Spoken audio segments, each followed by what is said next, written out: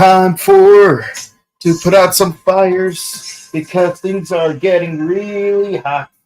Yep, things are getting really hot out there. Everything's on the fritz. So much so Jared couldn't even make it.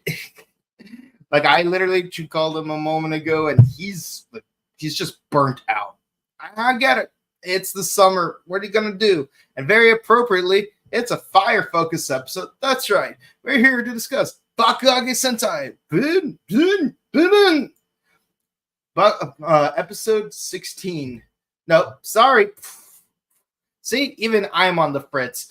It's episode 21. Fiery delivery. Yeah, everything is on the fritz today. Everything. Cars, smoke detectors, electronic devices. Heck, I needed to put my tablet in the freezer just earlier today. Yeah, I wish I could put myself in the freezer. And yeah, let me know what you guys thought about this episode. Did you like it? Did you hate it? You know, like, I mean, I can't imagine why you would hate it. I mean, it's an episode where we get what is probably a battleizer, you know, because Japan is doing a much better job with those than America is, let's be honest.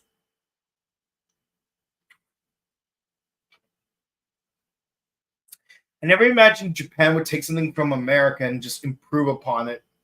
But yes, we got that super golden Momotaro. We got the King Caucasus Kuaga Oger, and now we have freaking Fire Boon Red, so that's really cool. Now I gotta say, Team Rocket, they're gonna blast off at the speed of light. They are such a menace, man. Oh man, let me get right into it. But first of all, let me know how you guys are doing. Like, I hope you guys are beating the heat. And if you're in the southern hemisphere, I hope you're keeping it cool. Well, keeping it warm. We need to keep it cool up here. Yeah. So we have this really weird premise for this episode where Boondario is going through a bunch of junk, and he finds an old picture that Taya drew, where he's a fireman. It's like, Taya wants to be a fireman? I don't know anything about my best friend's dream.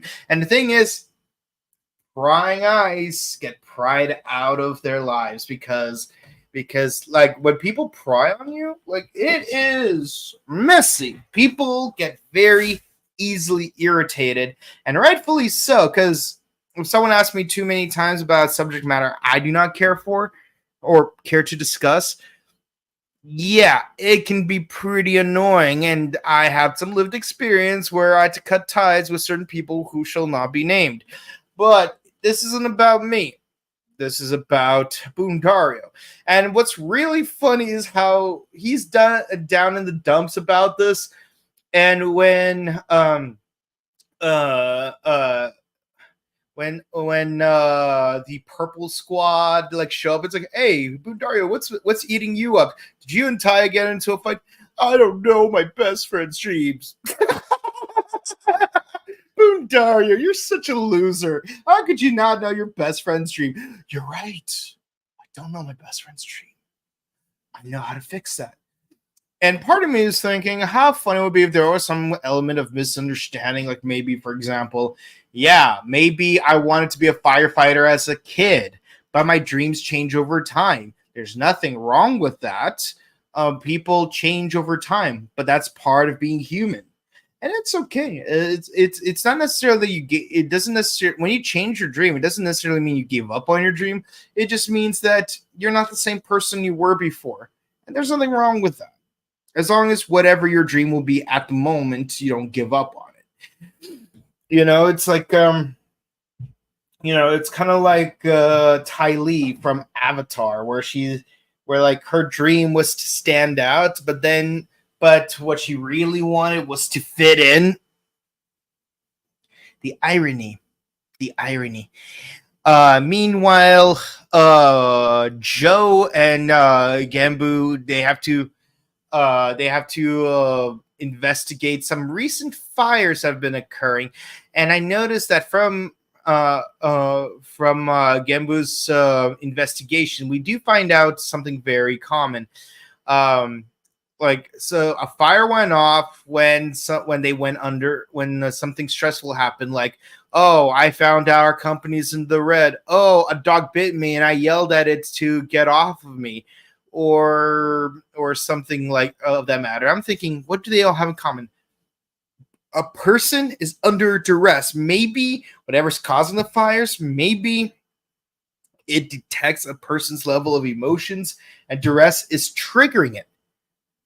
It wasn't correct, but it's close. It's close. But yeah, it's but yeah, so our two detectives, they managed to find some mysterious people in mysterious costumes, and that's where we get Team Rocket disguised as a fire department personnel. They're trying to hand out free new fire extinguishers. I'm like, you guys are such menaces. Like, you guys don't deserve to be this kind of menace. You guys are literally Team Rocket. You guys are literally Team Rocket. Like with the skies and everything. It's like no one's like even questioning the fact that like you're aliens in human clothing. You have giant alien heads. But like, look me straight in the eye and tell me that these aren't Jesse, James, and Meowth in real life. Because oh my god, even their personalities match. That's the crazy part. And I'm gonna be honest, the whole selling bogus, well, or rather giving away bogus fire extinguishers, it kind of reminds me of this very specific episode of Pokemon where some kid's Yanma was shattering a bunch of people's glasses with its sonic boom, and so Team Rocket were selling very special glass frames for people to replace their broken glass with. Why are they in a freezer? It's because of the processing. It's the way they were processed. They need to be frozen before being distributed. Yeah, anyone with half a brain would figure out that's not actually glass. That's actually ice. Although you'd think that if you actually touched it, you would feel that it's ice and not glass, because even frozen glass has a texture that's different from ice. That's kind of weird. How would you not pick up on that? But yeah, no, that's what this episode kind of reminded me of. But it's sort of like the opposite, where instead of freezing something, you're actually going to burn something. So yeah, no, it's like our heroes find out, oh, wait, that's Team Rocket. Wait, we have to chase them. No, we have to save a civilian first, which is true. You always have to prioritize the safety of civilians before you go chasing after villains. That's why Mr. Freeze won at the beginning of Batman and Robin, because Batman had to save Robin from hypothermia before he could pursue Mr. Freeze. And of course, he's like, your kindness makes me weak. That's why the day is mine. Farewell, Batman. Yeah, no, it's like, but for real though, it's like, yeah, you have to prioritize civilians, unfortunately.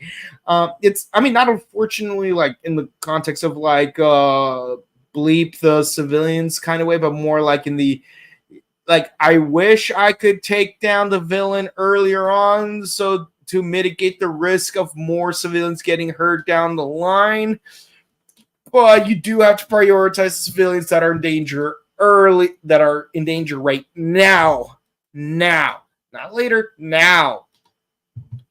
Because, again, let's assume for a moment that it will take you a while to catch that bad guy. How many people are you going to fail to save because you're single-mindedly focused on catching the bad guy?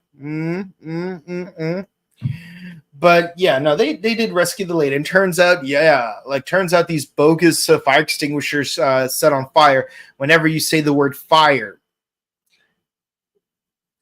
It was close. I was close, People were emotionally heated when they said the word fire. But also the way they said fire is actually kind of like it's sort of a House of Four Dimensions, Game of Taboo type of thing, where it's like it's not so much you use the actual word fire, it's more like you use the specific Japanese phonemes to make out the word fire. It's like, to use the Yu Yu Hakusho example, think of that scene where Kuwabara says, yeah, give me one of the orange sodas that's unopened. Yeah, I want to cool down so we don't fight each other. But he didn't say hot. And then Kuwabara was like, wait, I know that Botan said hot, but when did Kuwabara say hot? Yeah, it's better than having us fight each other. Having us fight each other. Fight each other. Each other. EACHOT. Oh! Or in the case of Naruto, it's like, I will not be a timid rabbit. TIMIDRAB. Drab. Also, in the manga, I did read the manga. I pretty much blacked out during the anime, but in the manga, I don't recall that character saying the word drab very often. So it's kind of weird that his most frequently spoken phrase is drab. But yeah, he did say timid rabbit, so there it is. So, yeah. So, if I'm reviewing Kamen Rider Dragon Knight while having those fire extinguishers there, I really hope I don't say the phrase Semper Fi Revisited, because SEMPERFIRE fire. That was a good episode of Dragon Knight, by the way. Chris Ramirez, you will always be remembered. But yeah, the monster of the day is a fire extinguisher that doesn't extinguish fires. Jeez, that ain't new. At least not to me, because it's because if you've read enough Fahrenheit 451, you know what's up. But I will have to say this: the monster of the day looks very goofy. But yeah, he has a flamethrower attack. Our heroes try to fight it off. They struggle, but Boondario's got a cool new weapon. It is a fire pistol, and when you pull on the extinguisher cord, 119, boom, boom, boom, boom, boom, boom, Binreto 119. I have to say, that armor looked amazing. It just, and the armor was just so damn beautiful. Just, and yes, like, he managed to defeat the monster of the day. It becomes giant, and interestingly enough, we actually get Boom Boom Robo monster formation with Boom Diesel together, and a bunch of office workers catch that. I'm like, isn't it a spring special already? Because of Tokuger and whatnot, but yeah, no, they dispatch the monster very quickly, and they find out. Like Tai is like, oh, thank you for helping me fulfill my dream, and then everyone notes, yeah, turns out Taya had a ton of dreams, not just the one dream. So. And then we get a fourth wall break from Gemba. So, what are your thoughts on this episode? Honestly, I mostly liked it for the comedy. It felt like a run of the mill episode. I wish there was like more stakes involved to warrant getting that Boon Red 119 armor. Like, maybe if they fought the monster earlier on and like they were weak against it, they had to retreat, then Boondario decided to make an armor to compensate for that. That would have made more sense. But here it's like the fact that it's a firefighter themed armor while fighting a fire extinguisher monster, it just felt like it was just convenient. the utility of the armor was more of a convenience than it was a necessity. Like, that was the one downside of the episode, but hopefully coming soon we're gonna get that really cool Fire Leo Zord next episode. Yeah, but I do like that Genba is actually really good at being a detective. I appreciate that. It shows that the character is actually versatile, and we get a nice bit of Genba and Joe team up, because we don't get to see them interact very often. Like, we know that they're the two like added members of the squad, like after the premiere. So like, you're thinking, like, with a dynamic similar to Go on Green, Go on Black, like, you'd think they would have more interactions together. But looking back, they actually were not hanging out together as often as I would like them to. But better late than never, I suppose. But yeah, can't wait for the next episode. As far as this episode goes, I'll give it a 9 out of 10. It was pretty fun, but it could have been better. But as always, Team Rocket steals the show. They're my favorite part of the episode. Well, there's no comments tonight. I assume that everyone's out watching Deadpool and Wolverine, which I get it. You want to get those popcorn buckets. But I'll tell you this much. I will be at Power Morphicon in 30 days. 31-ish days. 31 days. But yeah, 4 weeks to go, guys. 4 weeks to go till Morphicon, Pasadena Convention Center. I hope there's tickets left for you guys to get, because that convention's gonna be awesome. But yeah, no, I can't wait to go to that convention. I've been waiting 2 years for it, as well as everyone else. But this is probably the one I'm going to be the most excited for, because of all the Jungle Fury actors that are going to be there, because there are so many of them, and I'm really excited. If you liked watching this show, please be sure to comment, like, and subscribe to us on YouTube, Facebook, Twitter, Instagram, ding the bell icon to stay notified for our latest videos. We do Ultraman Arc on Mondays, Kamen Rider Gotcha on Wednesdays, Bakuage Sentai Boonboomger on Thursdays, and Kamen Rider Fies on Sundays. Also, this Sunday in particular, we will be interviewing Paul Giddens at 4 p.m. Pacific, 7 p.m. Eastern. It's going to be Facebook exclusive, so make sure you go to our Facebook page when we're live. Be sure to write in the comments like things you might want to ask the actor, etc., etc., etc. Yeah. Also, check out our sister channel, The Buttery Show, where we do various movie reviews. We just did Pump Up the Volume of Family Torn Apart and Mr. Holland's Opus. And man, Mr. Holland's Opus was just phenomenal. I liked it more than I thought I would. And of course, our final movie of the month will be In His Father's Shoes, 1997, and it features a Power Rangers actor. Blink and you miss. Let's hope you find him.